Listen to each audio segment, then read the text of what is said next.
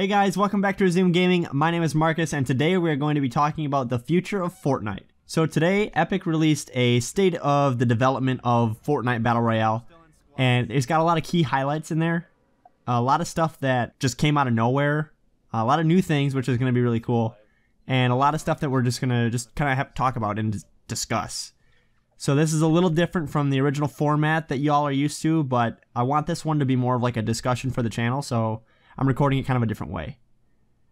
If you want to read the state of development for Battle Royale, I will link it in the description. You can click it there and then you can kind of follow along. Otherwise, we're going to have graphics and stuff on screen as well to kind of help draw and depict kind of what they're trying to do for the game.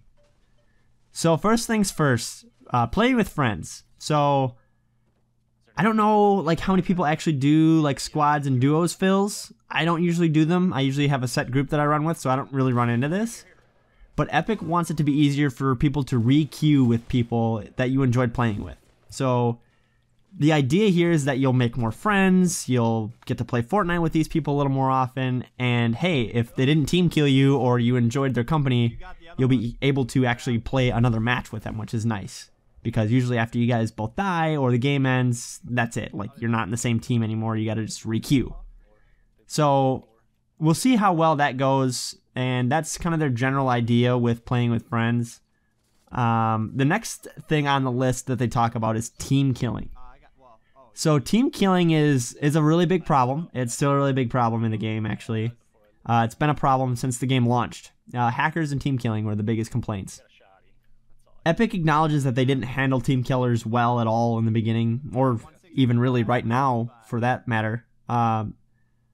There is kind of a system in place where you can report a player, and team killing is still a bannable offense. So if you can report the team killer, they may take some sort of action on them or do something, might give them a suspension or something for a few days or whatever. But that's not enough for a lot of people. Epic is actually going to put a system in that will allow players to play with other players who have good reputations.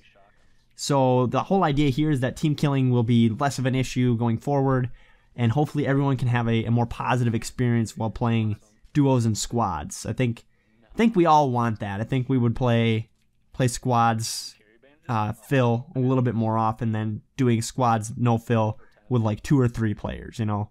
There's always just that one outlier. The next thing that they discuss here is the shooting model. So everyone knows kind of how gun mechanics work in the game with bloom and hit scan and all that stuff. If you're not familiar with bloom or hit scan, as some people call it, I actually did a video on how to aim. I'll link that here in the card up at the top there. All you gotta do is click it, and you can kind of see how bloom is affected per gun and get an idea of how that works. But they're actually planning on removing it in the future. So it's going away from like a hit scan bloom kind of technology down to if you're aiming down sights, it's going to be more of a pinpoint precision accuracy, which a ton of people have been requesting since the launch of the game. Now with patches that have come out that make the assault rifles and submachine guns a little more accurate, this hasn't been as big of a request, but Epic has been putting a lot of testing into a new shooting feature, but they still want to make cover and the way the gun mechanics play out and the way gunfights play out without changing the overall gameplay, if you will. They want to remove bloom, but they don't want to make it so that the elite players can just, you know, mow people down. But they do want to make it easier for people to connect their shots, especially at longer ranges. I think that's where most of the complaints come from, is if they're a small silhouette in the distance, like, good luck hitting them unless you have a sniper. Additionally from that, another really requested feature is the inventory revamp. So to this day, Epic is not happy with how the inventory system looks and feels. And a lot of people, especially console players too, have a lot of issue with the inventory stuff. And quite honest with you, I don't blame them, because it can be kind of, you know, tricky to, okay, I need to drop X amount of resources for my duos partner, or okay, I need to drop bullets, but I gotta sift through them in my bag here, and I gotta make sure that I'm dropping the right amount. It's just nothing's fluent about it, and I think Epic realizes that, and they're going to try to move the inventory system to more of like a column-like look, and it should make it easier to swap and drop things, and make it a little bit easier to actually move stuff around, which, hoping that that's actually the case. So they have a system in the works for that, and hopefully we get to see that sooner rather than later. One other really cool thing that they're going to add, which this might be, out of all the features that they're adding or planning on adding, this might be my favorite. Post-match stats. I looked at this and I examined the graphic that they displayed here. It's also on screen right now. And it's pretty in-depth. So I personally, I play duos mostly. I personally have wondered, how many times I knocked somebody down, or how many times I got an assist. I mean, I can go off like, hey, how many kills did you get? Like, okay, you got 8, I got 6. I can kind of do the quick math and assume assists there.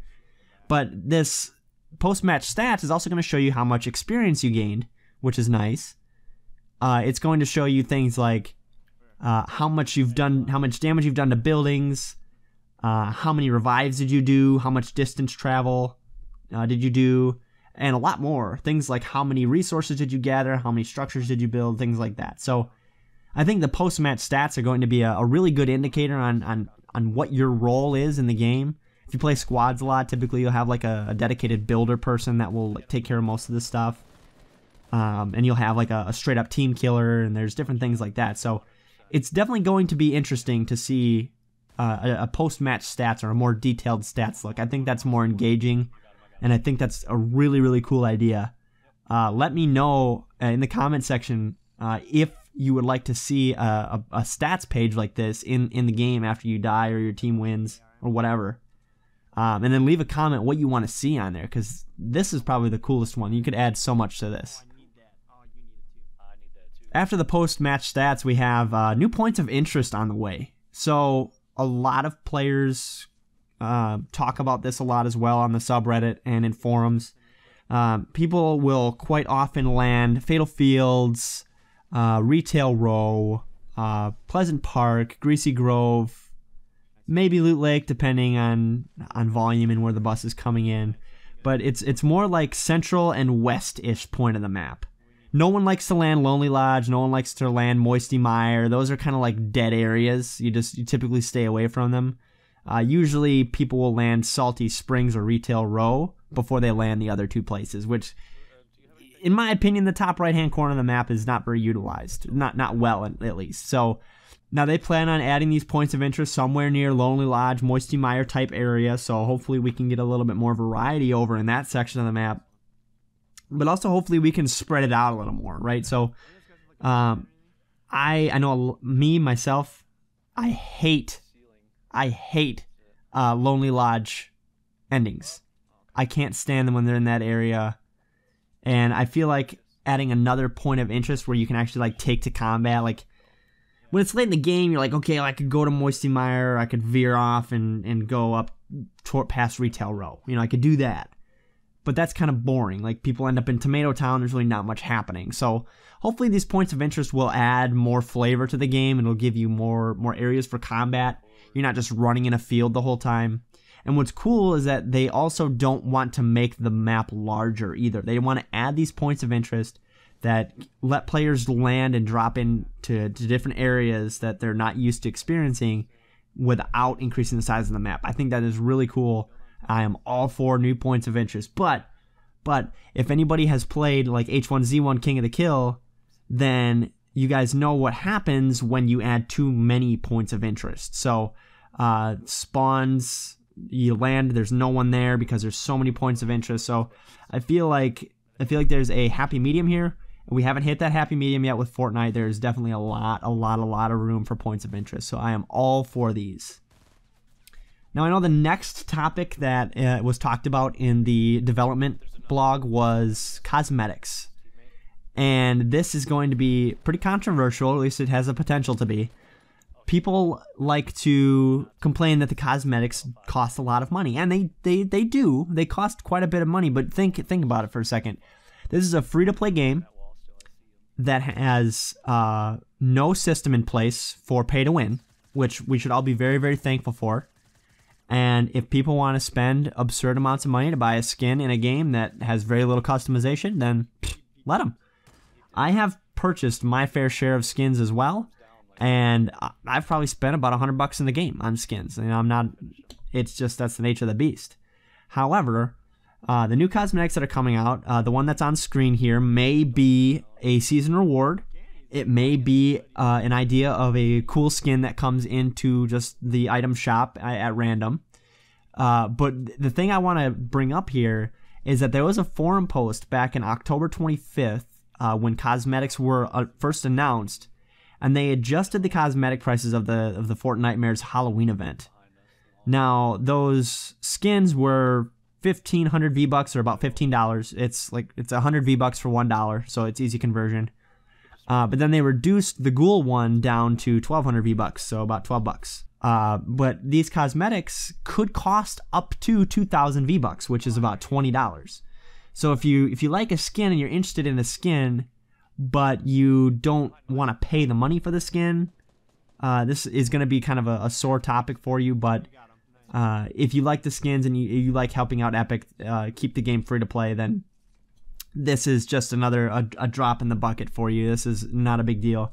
I personally wouldn't mind spending $20 on a skin, especially if I get to select the skin that I'm playing with, you know. So they also said that they want to do more things with gliders and add higher resolution skins and high fidelity skins. So hopefully we can see eventually an umbrella skin. Right now there's no plans for that according to the blog.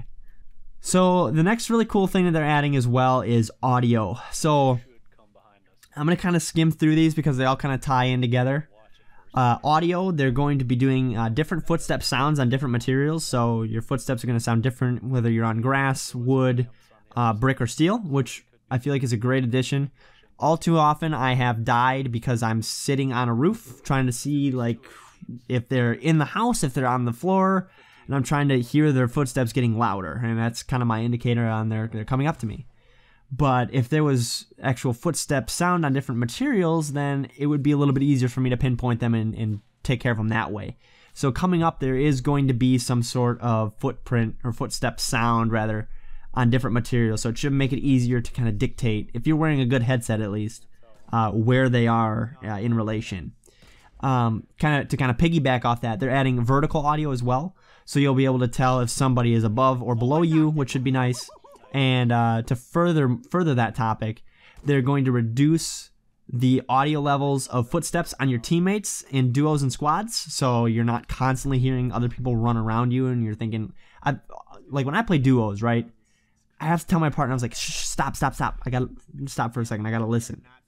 And I gotta see if I can hear what I'm trying to hear, or was it just my partner, you know, jumping around doing stuff. So yeah, hopefully this will be a very welcome change, and hopefully they decrease it enough but still make it known that my partner is nearby. And then of course they're adjusting audio trap audio as well. So people will lay like a wall trap or a ceiling trap, and the thing is so loud it's a dead giveaway. The floor trap is by far the best trap because it's completely silent, and it'll sneak up on people, and if they open a door and they're not paying attention, they can run into it. Whereas with the wall or the ceiling trap, I feel like most players kind of have an idea of what's going on there. So hopefully that gets adjusted to the point where you can't hear it until you're right up on it. That would be my perfect scenario. Other things they talked about is network stabilization. So right now we know that the game is super laggy right when the game starts, because apparently when there's 100 players, the stability of the server is not good. It's in the red, as this graphic shows here. And then as people die off and leave the game, the server gets more and more stable. And that's something that they've been working on, according to this graphic at least, since the game's launch. And it's come leaps and bounds. But I'm looking for a little bit more optimization. The animations that were once there when picking up items from the get-go, no longer there. You just kind of hit the button and then it just appears in your inventory. It's kind of clunky and it's kind of laggy. So hopefully they can get that under control with the network, and hopefully we can get the game running smoothly again on PC and of course Xbox and PlayStation. That pretty much rounds out what they're planning on doing for the future of Fortnite, but I wanted to touch on a couple more things. So there's a new stuff kind of section as well. They're planning on adding new guns and equipment, which that's not really a surprise to anybody. If you've been playing since launch, they've added things like the tactical submachine gun, the silenced SMG, the smoke grenades, the slurp juice, things like that. Things that add variety to the game, including like the bush camo as well. So there is plenty more on the way according to Epic, and I can't wait to kind of see what's going to happen.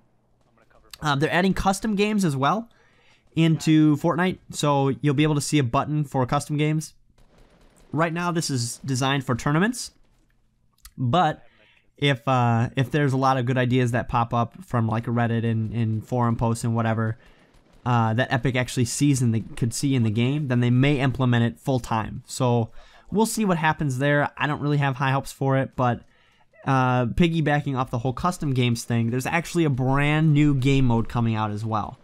And if you've played in the last few days, then you would have noticed that this new game mode is about to come out very soon, or at least be announced. So Sunday, December 3rd, they're going to announce this game mode at some video game awards show, and hopefully this game mode doesn't disappoint a lot of people. So it's complete speculation as to what the game mode is. I personally think it could be something simple like a tower defense type of game mode, where if you've played Save the World, you like build up a tower and you have to defend the tower, and things like that. There could be something like that. It could be something as cool as like Capture the Flag, where there's multiple flags around, you have to kind of build around it and try to protect your fortress. It could be something like 50v50 team deathmatch with building and stuff like that. That would be insane. But guys, I'm really looking for your input on this one. Obviously, I'll be trying to cover the game mode aspect of it once I know more information and once it gets announced. So stay tuned for a video on that on its own. But leave a comment down below telling me what you think the new game mode will be, and what kind of gameplay ideas you might have for Fortnite. So guys, that's all I got for you today. I hope you all enjoyed the video. I know it's a little bit longer of a video, but I hope you at least learned something, or at least got to join the discussion. Leave a comment regarding any one of these topics. I would love to hear you guys' input on these. Thank you guys so much for all of your support on the channel. It's been insane. We had an insane month, and I can't thank you guys enough for all your support. So if you liked the video, be sure to leave a rating on it. Subscribe if you haven't already. Make sure to turn those notifications on to know when a new Fortnite video goes live. Thank you guys so much for watching, and I will see you on the battlefield.